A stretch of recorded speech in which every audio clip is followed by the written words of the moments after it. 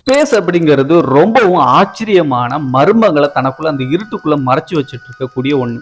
அப்படிப்பட்ட ஸ்பேஸ்ல இதுவரைக்கும் நம்ம ரிசர்ச் பண்ணி கிட்டத்தட்ட ஆயிரக்கணக்கான, சொல்லப்போனா 5000த்துக்கும் அதிகமான எக்ஸோபிளானட்ஸ்களை கண்டுபிடிச்சிருக்கோம். ஆனா கண்டுபிடிச்ச எல்லா கிரகங்களுமே நம்மளை ரொம்பவும் ஆச்சரியப்படுத்துற மாதிரியான நிறைய விஷயங்களை நம்மளுக்கு அந்த விண்வெளியில இருக்கு அப்படிங்கிறத உணர வச்சிருக்குன்னு தான் சொல்லணும். இதுலயும் குறிப்பா சில எக்ஸோபிளானட்ஸ்கள் ரொம்ப ஸ்ட்ரேஞ்சா இருக்கக்கூடிய கிரகங்களும் இருக்கு. அப்படிப்பட்ட கிரகங்கள்ல ஒண்ணுதான் கெல்ட் 9b அப்படின்னு சொல்லப்படுற ஒரு எக்ஸோ பிளானட். அந்த எக்ஸோ பிளானட்டை பத்தி தான் இந்த வீடியோல நம்ம டீட்டெயிலா தெரிஞ்சுக்க போறோம். வீடியோக்குள்ள போறதுக்கு முன்னாடி நம்ம சேகர் விஷன் சேனலுக்கு இதான் முதல் தடவை வந்திருக்கீங்கன்னா ஜஸ்ட் சேனலை சப்ஸ்கிரைப் பண்ணி வச்சுக்கிட்டு பெல் நோட்டிஃபிகேஷன் கேட்ட செட் பண்ணிட்டு இந்த வீடியோ கொஞ்சம் கூட ஸ்கிப் பண்ணாம ஃபுல்லா பாருங்க. Welcome back another new video. நான் உங்கள் சேகர்.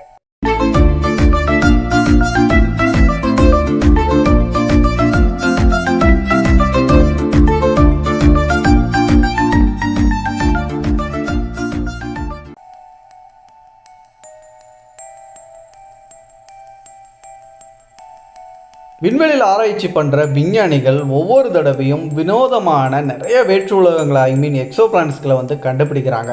அதில் சில கிரகங்கள் நம்ம பூமி மாதிரி ராக்கி பிளானட், டெரஸ்ட்ரியல் பிளானட் மாதிரியான கிரகங்களும் இருக்குது. அதுக்கப்புறம் ஜூபிட்டர் மாதிரியான சில வாயு கிரகங்களும் கண்டுபிடிச்சிருக்கோம். ஏன் நெப்டியூன் மாதிரியான கிரகங்கள் கூட கண்டுபிடிக்கப்பட்டிருக்கு. பட் இன்னும் சில கிரகங்கள் விஞ்ஞானிகளையே வாயை பொழக்கிற மாதிரி, என்னடா இந்த பிளானட் இப்படி இருக்கு அப்படின்னு அவங்களே ஆச்சரியப்படுற மாதிரியான சில எக்ஸோ பிளானட்ஸ்களை கண்டுபிடிச்சிருக்காங்க. அதில் ஒன்று தான் கெல்ட் 9b அப்படின்னு பேர் வைக்கப்பட்டிருக்க ஒரு எக்ஸோ பிளானட். இந்த பிளானட்டுக்கு இன்னொரு பேரும் இருக்குது, HT 195689 அப்படின்னு நம்பர்ஸில் கூட இதுக்கு பேர் வச்சிருக்காங்க. இந்த எக்ஸோ பிளானட் சுற்றி வரக்கூடிய அந்த நட்சத்திரம் எங்கே இருக்கு, அந்த நட்சத்திரத்தை பற்றின பேசிக்கான சில விஷயங்களை நம்ம தெரிஞ்சுக்கிட்டே ஆகணும். சுமார் நம்ம பூமியிலிருந்து 670 ஒளியாண்டுகள் தொலைவில் இருக்க ஒரு விண்மீன் தொகுதியோட பேர் தான் சிக்னஸ் விண்மீன் தொகுதி. இந்த சிக்னஸ் விண்மீன் தொகுதியில் இருக்க ஒரு நட்சத்திரத்தோடைய பேர் தான் இந்த நட்சத்திரத்துக்கு விஞ்ஞானிகள் பேர் வச்சிருக்காங்க. சயின்டிஸ்டுங்க இந்த நட்சத்திரத்தை கண்டுபிடிக்கிறதுக்காக பயன்படுத்தின டெலஸ்கோப் அப்படிங்கிறது kilo degree extremely little telescope அப்படின்னு சொல்லப்படுற அந்த தொலைநோக்கியை பயன்படுத்தி தான் இந்த நட்சத்திரத்தை கண்டுபிடிக்கிறாங்க. அதுக்கப்புறமா அமெரிக்கா மற்றும் ஐரோப்பிய விஞ்ஞானிகள் எல்லாரும் ஒன்றா சேர்த்து இந்த நட்சத்திரத்தை சுற்றி ஏதாச்சும் கிரகம் வள வருதா அப்படிங்கிறத அவங்க ஆராய்ச்சி பண்ணி கண்டுபிடிக்கக்கூடிய பணியில் முன்னெடுத்தாங்க. அதோடைய முயற்சியின் காரணமாக 2017 ஜூன் மாதம் இந்த கெல்ட் 9 அப்படிங்கிற அந்த நட்சத்திரத்தை கெல்ட் 9b அப்படின்னு சொல்லப்படுற ஒரு எக்ஸோ பிளானட் சுற்றி வருது அப்படிங்கிறத டிரான்சிட்டிவ் மெத்தட் மூலமாக விஞ்ஞானிகள் கண்டுபிடிச்சு உறுதிப்படுத்தினாங்க. இந்த கெல்ட் 9 அப்படிங்கிற இந்த நட்சத்திரம் நம்ம சூரியன் மாதிரியான ஒரு நட்சத்திரம் கிடையவே கிடையாது. இது ஒரு ரொம்ப ஹாட்டஸ்டாக இருக்கக்கூடிய ஒரு நட்சத்திரம் அப்படின்னு சயின்டிஸ்ட் சொல்கிறாங்க. இந்த நட்சத்திரத்தோட வகை அப்படிங்கிறது ஏ டைப் ஹாட் ஸ்டார் அப்படின்னு சொல்லப்படுற ஒரு வகையை சேர்ந்தது. இந்த ஏ டைப் நட்சத்திரங்கள் எல்லாமே அதிகப்படியான வெப்பத்தையும் வெளிச்சத்தையும் வெளியிடக்கூடிய ஒரு நட்சத்திரமாக இருக்குது. ஃபார் எக்ஸாம்பிள், இன்னைக்கு நம்ம இரவு வானத்தில் பிரகாசமாக நம்ம கண்களுக்கு தெரியக்கூடிய நட்சத்திரங்களில் மிக முக்கியமான ஒரு நட்சத்திரம் அப்படின்னா சீரிஸ் அப்படின்னு சொல்லப்படக்கூடிய ஒரு நட்சத்திரம். அந்த நட்சத்திரம் கூட இந்த ஏ டைப் நட்சத்திர கேட்டகரியில் தான் வரும். ஸோ அதே மாதிரி இந்த கெல்ட் 9 அப்படிங்கிற இந்த நட்சத்திரமும் ஒரு ஏ டைப் நட்சத்திரம்.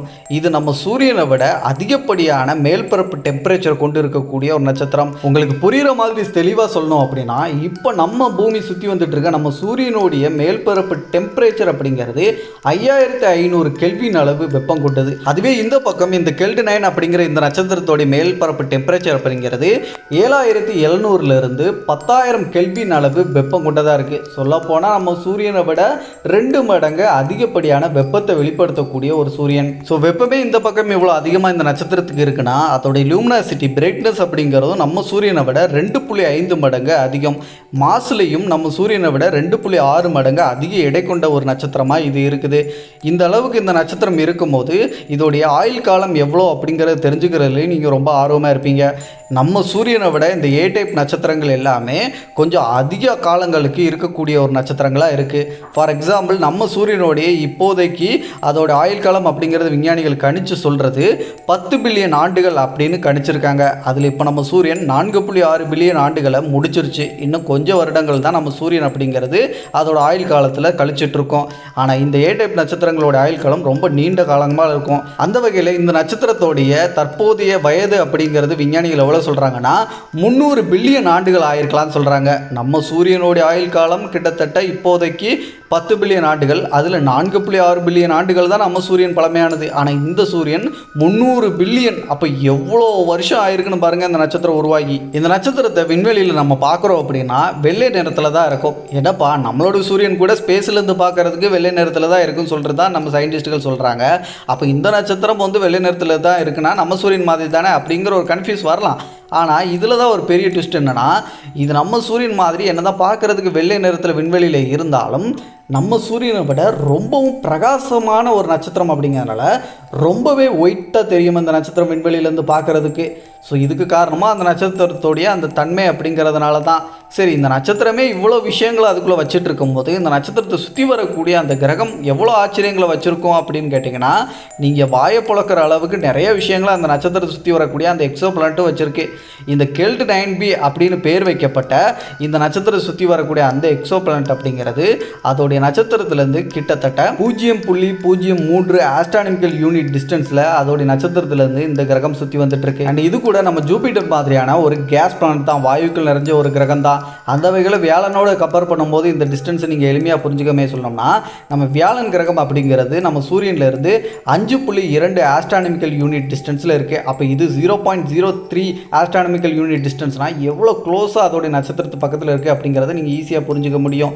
சரி, நம்ம ஜூபிட்டர் மாதிரியும் சொல்லிட்டேன். அப்போ ஜூபிட்டர் மாதிரினா இதில் இருக்கக்கூடிய அந்த கேஸஸ், அந்த வாயுக்கள் அப்படிங்கிறது என்ன மாதிரியான காம்போசிஷன்ஸை கொண்டு இருக்கு அப்படின்னு சொல்கிறாங்கன்னா, சயின்டிஸ்டுங்க இப்போதைக்கு இதில் ஹைட்ரஜன், அதுக்கப்புறம் டைட்டானியம், அயன் வைப்பர் இந்த மாதிரியான வாயுக்கள் இருக்குது அப்படின்னு சொல்கிறாங்க. அதோடைய நட்சத்திரம் அதிகப்படியான வெப்பத்தை வெளிப்படுத்தக்கூடிய ஒரு ஸ்டாராக இருக்கிறதுனாலையும், இந்த கிரகம் அது நட்சத்திரத்துக்கு மிகவும் நெருக்கமாக இருக்கிறதுனாலையும், ப்ளஸ் அதோடைய அட்மாஸ்பியரில் இருக்கக்கூடிய அந்த மூலக்கூறுகள் காரணமாக இந்த கிரகத்தோடைய டெம்பரேச்சர் அப்படிங்கிறது ரொம்ப ரொம்ப அதிகமாக இருக்குன்னு சொல்கிறாங்க. இதுவரைக்கும் நம்ம கண்டுபிடிச்ச எக்ஸோ பிளானட்டுகளில் ரொம்ப ஹாட்டஸ்டான ஒரு எக்ஸோ பிளானட்டுகளில் இதுவும் ஒன்று. இதுக்கு காரணம் அந்த கிரகத்தோடைய அந்த மேல்பரப்பு டெம்பரேச்சர் அப்படிங்கிறது 4500 கெல்வின் அளவு வெப்பம் கொண்டதாக இருக்குது. நம்ம சூரியனுடைய மேல்பரப்பு டெம்பரேச்சரே 5500 கெல்வின் அளவு வெப்பம் கொண்டது தான். இது ஆல்மோஸ்ட் நம்ம சூரியனுடைய மேல்பரப்பு டெம்பரேச்சருக்கு 70லேருந்து 75% ஒத்து போகிற அளவுக்கு இந்த கிரகத்தோடைய மேல்பரப்பு டெம்பரேச்சர் இருக்குது. இதை பார்க்கும்போது இது நட்சத்திரமா இல்லை ஒரு கிரகமாங்கிற கன்ஃபியூஸே நமக்குள்ளே வருது இல்லை. அப்போ இதை கண்டுபிடிச்ச சயின்டிஸ்டுங்களுக்கு எவ்வளோ பெரிய அதிர்ச்சி இருந்திருக்குன்னு நினச்சி பாருங்க.